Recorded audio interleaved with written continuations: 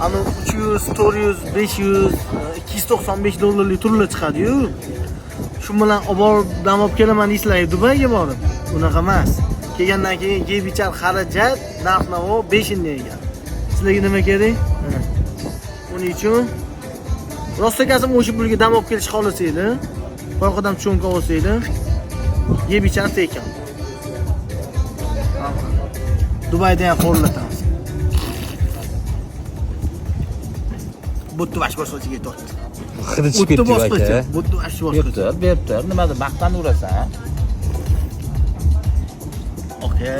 O'zdan go'sht ham boshqacha bor.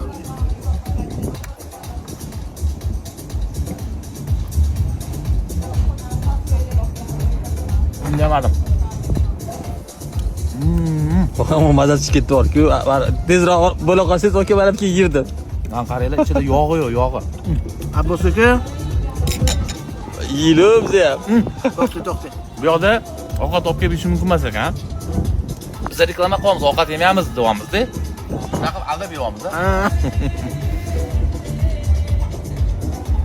Faqat qo'rqodan tushunki. 10 ta olasizlar, bitta odamga bir haftaga maza qilasizlar. Xarajat arzonroq demoqchiman-da.